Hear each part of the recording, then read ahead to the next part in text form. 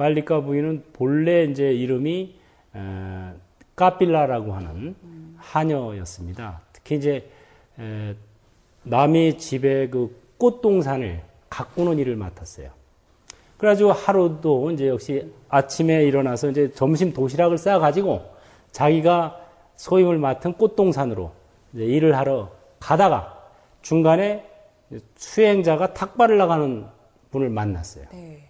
그래가지고 야, 잘됐다. 마침 내가 도시락이 있으니까 점심 먹을 이거를 저분한테 내가 보시를 해야 되겠다.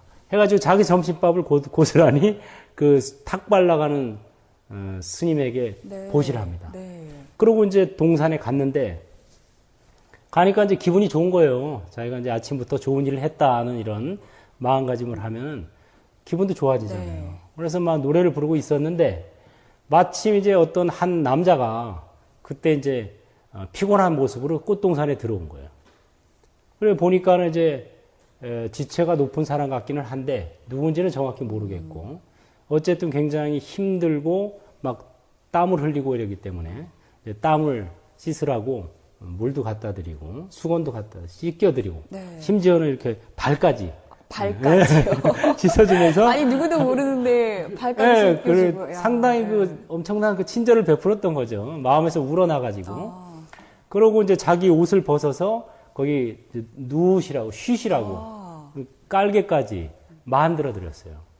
그래가지고 그 이제 대접을 받은 사람이 감동했죠. 그쵸. 야, 이렇게 처음 보는 사람을 이렇게까지 친절하게 대해주는구나 하고 그 아름다운 마음씨에 감동을 했어요. 감동을 해가지고 그 까필라 여인에게 물어봅니다. 너는 누구냐? 저는 까필라입니다. 그럼 너는 어느 집에 사느냐? 저는 이 꽃 동산의 주인 집에서 일하는 하인입니다. 그럼 너의 소원이 뭐냐? 소원을 들어주려고. 근데 그때까지만 해도 이 까필라는 이분이 왕이라는 걸 몰라요.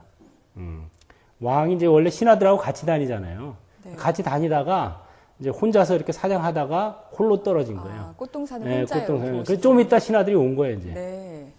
나중에서 이제 왕이라는 걸 알게 되죠. 근데 소원이 뭐냐 그랬을 때 저의 소원은 딴 건 없고 자유의 몸으로 풀려나기를 바랍니다. 남의 집에서 이제 하인 노릇을 하니까 자유가 없는 거예요. 그래서 자유의 몸으로 풀려나기를 원합니다. 이렇게 얘기를 했죠. 그래서 이제 그 마침내 신하들이 도착하고 그 다음에 신하들에게 시켜서 그 주인을 불러오게 해요. 그래서 이 여자가 너희 집 하녀가 맞냐? 맞습니다. 내가 부인으로 삼고 싶은데 괜찮겠느냐? 그러니까 그래가지고 그 자리에서 네. 바로 그냥 부인으로 돼가지고 데리고 들어갑니다. 궁전으로. 근데 사실 하녀의 신분이었잖아요. 네. 그 얼굴이 예뻤나요? 얼굴도 별로 안 예뻤대요. 얼굴이 나중에 예쁘지 이제 않은데. 스토리에 보면 네. 나오는데 사실은 그렇게 얼굴도 이렇게 별로 썩 이쁜 편은 아니었던 걸로 네. 경전에 보면 나와요. 네. 그래서 이제 그런 스토리가 또 나오는데 일단 이 여인은 이 신분 상승을 한 거죠. 임금을 만나가지고 네, 그렇죠. 갑자기 이제 하인의 몸에서 왕비가 왕비의 된 몸으로. 거죠. 네. 그래가지고 궁으로 들어가서 이제 여러 가지 왕비로서 필요한 법도라든가 또 뭐 여러 가지 그 예절 또 뭐 음악이라 이런 걸 다 배워가지고 마침내 나중에는 왕비 500의 왕비가 있었다 그래요. 500명 중에서 첫째 가는 왕비로 와. 정비로 뽑혔다 그래요. 아, 왕이 그렇게 첫 번째 왕비로 네. 삼은 건가요? 야, 그 왕이 그럼 처음에 왕비로 삼겠다고 한 이유는 단지 그 아름다운 마음. 그렇죠. 때문인가요? 아름다운 마음씨에 감동을 한 거죠. 야, 네. 감동을 해가지고 어차피 사실 근데 제가 생각하기엔 그래요. 어차피 이쁜 여자는 많을 거 아니에요. 그렇죠. 왕비도 500명 있으니까. 500명이나 있으니까. 그러니까 사실은 이제 뭐 남자의 입장에서 보자면은 뭐 다 다를 수도 있겠지만 네. 어차피 이쁜 여자 많이 있으니까 차라리 마음씨가 곱고 자기를 시봉을 잘해주는 여자를 첫째로 앉혀놓고 싶을 것 같아요. 그렇지 않을까요? 근데 이렇게 생각하시는 남자분들이 많았으면 좋겠는데요. 안 그런가요? 요즘은 그런 분들이 별로 없는 것 같더라고요. 근데 이제 남성분들도 이제 이렇게 어렸을 때 또 뭐 연애할 때는 이쁜 사람을 찾지만 네. 사실은 나중에 가면은 네. 다 이렇게 마음씨가 아름답고 또 자기에게 이렇게 잘해주는 그런 사람을 찾아요. 요새도 마찬가지입니다. 언제까지, 저는 언제까지 기다려야 될까요? 그러니까 이제 조금 나이 든 사람을 기다려야 될 것 같아요. 나이 든 사람을 만나야겠군요. 그 철이 든 남자. 네. 아까도 살짝 언급을 해주셨지만 정말 신데렐라가 딱 떠오르는데 그렇죠. 이제 하녀에서 왕비가 되고 네. 이제 왕이 또 첫 번째 500명의 그 왕비 중에서 첫 번째로 또 삼았잖아요. 이제 그 이후에 또 어떻게 생활을 그래가지고 하셨나요? 이 여인이 왕비가 이제 생각해 본 거예요. 내가 어떻게 갑자기 이렇게 응? 이렇게 신분 상승을 하게 되고 네. 도대체 내가 무슨 공덕을 지었길래 이렇게 잘 됐을까 하고 스스로를 이제 되돌아보게 된 거예요. 시간이 흐르면서. 네. 그래서 아무리 생각해봐도 자기가 잘한 일이 없는데 그럼 뭘 했을까 생각해 보니까 왕을 만난 그날 왜 수행자를 만나서 점심밥을 보시한 거 있잖아요. 그거가 생각나는. 그거밖에는 없어요. 공덕 지은 게. 그래서 야 그러면 그 공덕으로 내가 이렇게 잘 된 거구나. 그래가지고 그 수행자의 모습을 설명해주고 그 수행자를 찾아오게 합니다. 누군지 한번 알아봐라. 그래가지고 찾아보니까 그분이 다름 아니고 서가모니 부처님이셨던 거예요. 야, 또 이런 인연이. 네, 그러니까 석가모니 부처님에게 탑을 공양을 올렸기 때문에 그 공덕으로 진짜 하녀의 몸에서 왕비, 그것도 첫째 왕비로 네. 간택되는 그런 그 영광을 누리게 된 겁니다. 소원이 풀렸네요. 그렇죠. 네. 그래가지고 뭐 자유의 몸이 된 건 물론이고 왕비가 되고 네. 그래서 이것은 내가 이 부처님을 만나 뵙고 좀 가르침을 들어야 되겠다 하고 이제 부처님을 찾아갑니다. 네. 그러니 마침 이제 부처님을 찾아가서 이런저런 이제 법문을 듣고 자기가 궁금한 걸 질문해요. 네. 근데 궁금한 게 뭐였냐면은 네. 부처님 어째서 똑같은 여자로 태어나는데 어떤 여자는 이쁘게 태어나고 어떤 여자는 못생기고 예?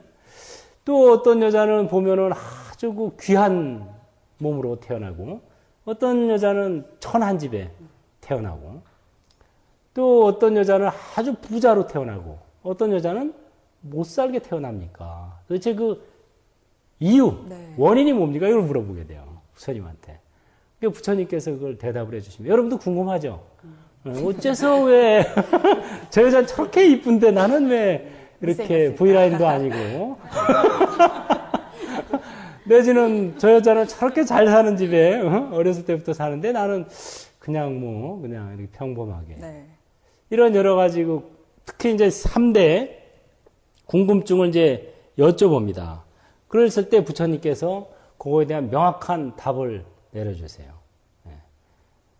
화를 잘 내는 여자는 추하게 태어난다. 과거생에. 과거에. 네. 그러니까 이제 금생만 놓고 보면 안 되고 네. 과거생에 화를 자주 내면은요. 그 금생에 화를 자주 내면 이제 내생에 못생기게 태어나는 거예요.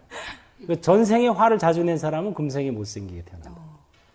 그래서 말리카 부인이 그 말을 듣고 그러죠. 저는 과거생에 분명히 화를 자주 내었을 것입니다. 그래서 제가 이렇게 별로 안 예쁘게 태어난 것 같습니다. 이런 말을 직접 하거든요. 네.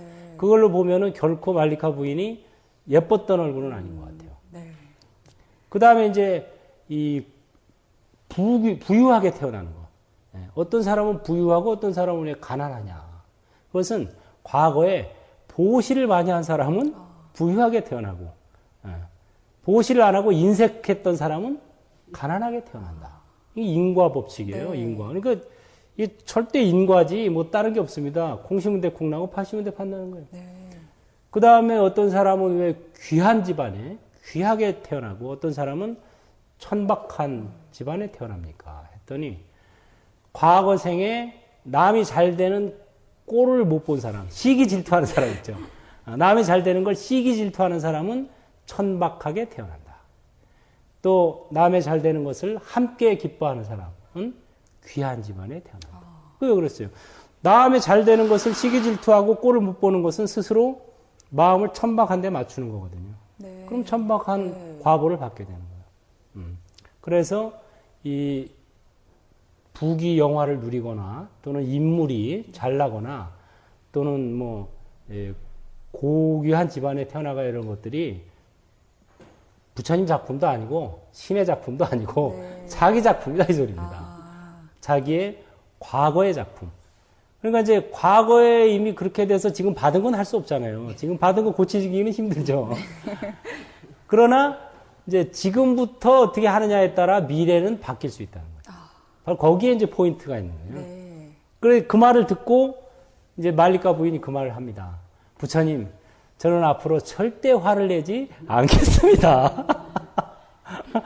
그 다음에 또 남들에게 있는 것을 제가 베풀겠습니다. 또 남의 잘 되는 것을 시기 질투하지 않겠습니다. 이런 3대 서원을 세워요. 네. 이 3대 서원은 굉장히 중요합니다. 그러니까 우리가 부처님한테 와서 부처님 저 예쁘게 해주세요. 잘 살게 해주세요. 귀하게 해주세요. 이럴 필요 없다는 거예요. 이 3대 서원을 세워가지고 실천하는 게 그게 길이지 자기가 실천을 안 하면서 맨날 승질 내면서 부처님 저 예쁘게 해주세요. 안 된다는 거예요, 이게. 네. 예. 그래서 굉장히 이 3대 서원은 중요합니다. 3대 서원의 첫째가 뭐라고요? 화내지 않는. 화내지 않겠습니다. 절대로 화내지 않겠습니다. 그러니까 지금도 용모가 별로 안 예쁜데 화내면 점점 투해지니까 이거면 안 되는 거죠. 그 다음에 뭐라고요? 베풀겠습니다. 베풀어야 부자가 된다는 거죠. 그 다음에 시기 질투하지 않겠습니다. 시기 질투하면 자꾸 천박해지는 거예요. 천박. 벌써 시기 질투하는 것 자체가 스스로 천박한 마음을 연습하는 거죠. 또 베푸는 것 자체가 스스로 부유한 마음을 연습하는 거죠. 화내지 않는 것 자체가 스스로 고요하고 평화로운 마음을 연습하는 거죠. 네. 그런 마음을 연습하니까 그렇게 되는 거예요. 시간 문제죠. 이게. 네. 조금 빨리 되느냐, 더디 되느냐 이 차이만 있지. 그래서 굉장히 중요한 이 3대 서 오늘 이 자리에 오신 분들도 이 3대 서원을 세워야 돼요.